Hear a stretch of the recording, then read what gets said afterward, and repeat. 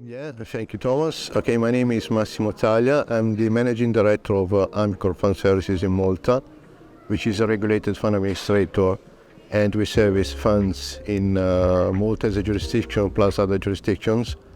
And I got 20 years plus experience into financial services and moving to Malta 3 years ago.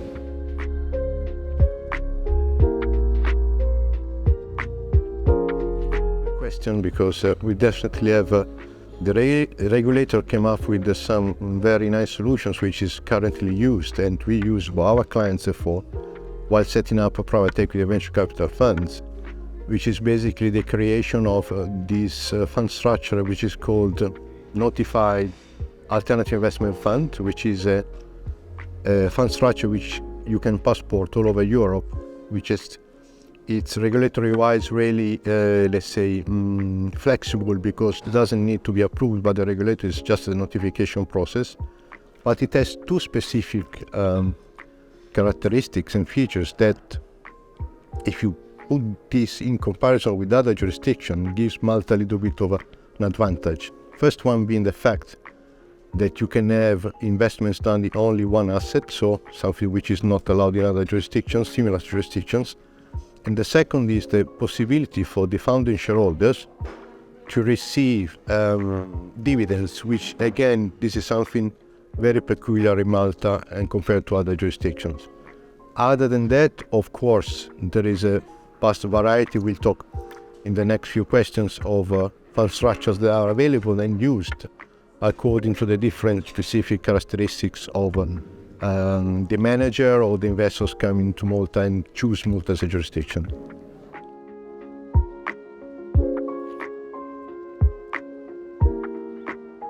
The panel this morning, they had a discussion regarding what are the challenges in launching a fund.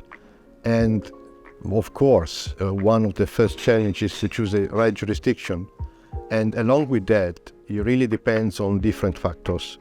The most important being the size of the assets that you want, the size of the fund you want to set up. And the second most important as well is the distribution strategy that you want to follow. So sometimes it's better to have a private placement regime, and then you go into some specific fund structures. Some others, you need to have a wider range of prospect investors than you want to actively distribute. To this respect, the Malta as jurisdictions have found different solutions. So as I was discussing before, there are fund structures available for private placement regime. Some others, like the NAIF I was discussing before, which is you can passport in other European jurisdictions, which allows you to basically actively, although even still to qualified investors, but still you can allows you to distribute your fund in other jurisdictions.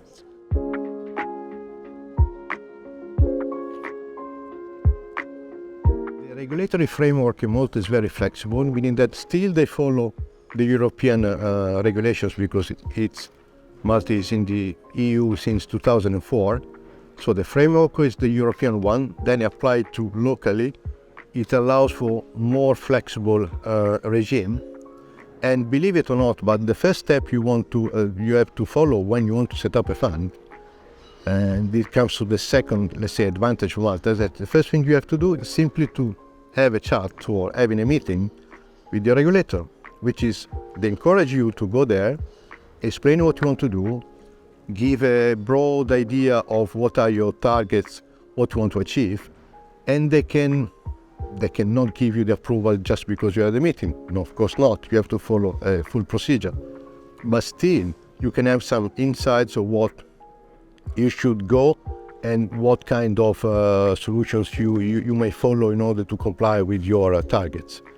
Along with that, the choice of the service provider as well is one of the challenge, and being part of the service providers in the island, I can tell you that Malta is full of high professionals, which are Maltese and also coming from other jurisdictions and other countries. Actually, Malta is trying to attract, as they did with myself, to attract foreigner professionals from foreign countries to come to Malta, come and live and develop the industry in Malta, thanks to a specific tax regime for people coming from outside. So service providers, there's a wide range of service providers, very professional, and as well very easy to deal with. And believe it or not, one of the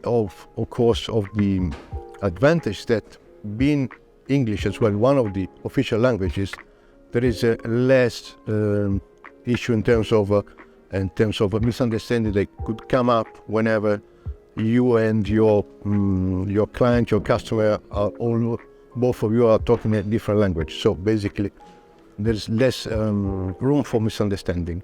So service providers as well is something which is very important. I forgot probably the most important one, which is costs and fees. If we compare Malta to other jurisdictions, definitely Malta is less expensive. Time to market is as well something that the moment you still is one of the competitive advantage to open a market and establish a fund in Malta rather than in other similar jurisdictions. I won't mention the other jurisdictions, but you can imagine what I'm talking about.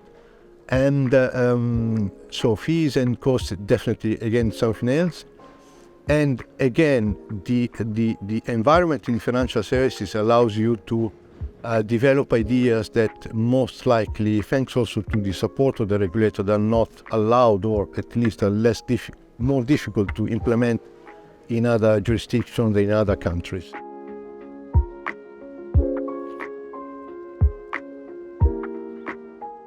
So basically, when it comes to my specific domain, there's still freedom to act as fund administrator while it's not as regulated as in Malta and in Luxembourg.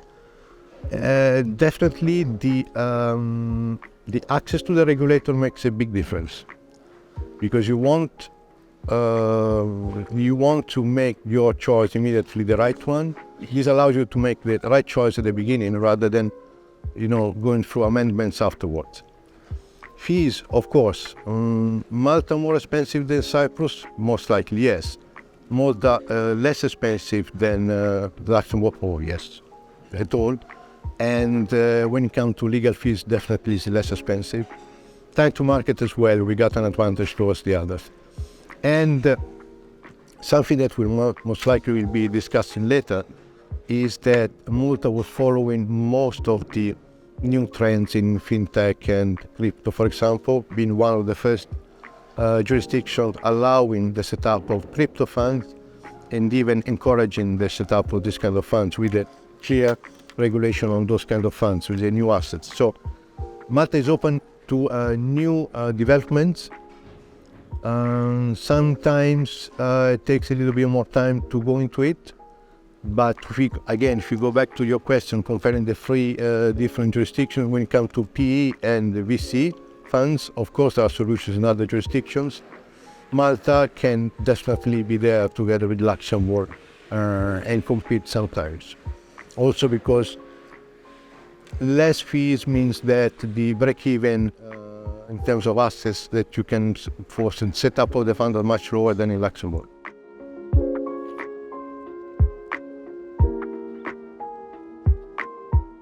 There's something specific that the regulator set up recently, which is the FinTech regulatory sandbox, which is basically the possibility for new technologies and the new developments in FinTech to test their solutions for a specific period of time under definite, let's say, framework and conditions that you have to follow to test your solutions live, and if and when these solutions are acceptable and they bring added value to the financial services, because this is applied to financial services, this can be afterwards applied by setting up a clear legal framework that allows you to do so.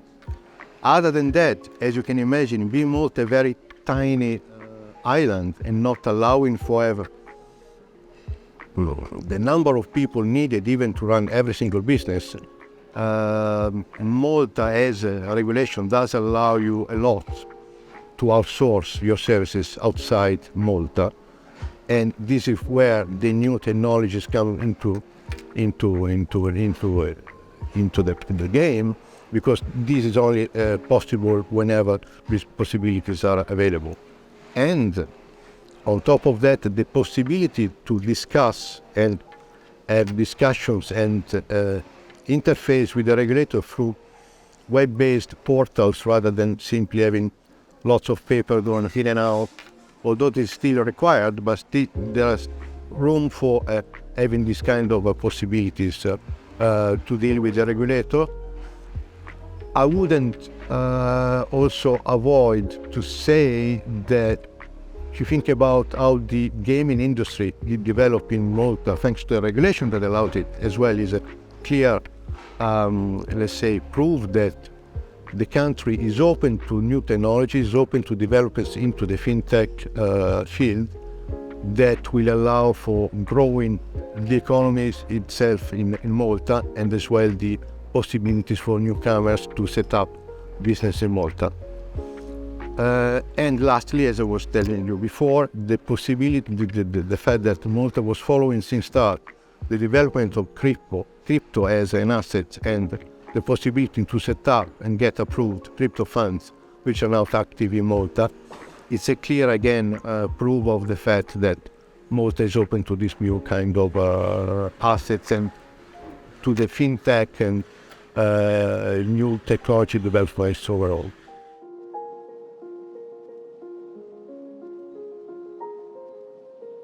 I was really pleased to be here today, and really thank you for organizing it.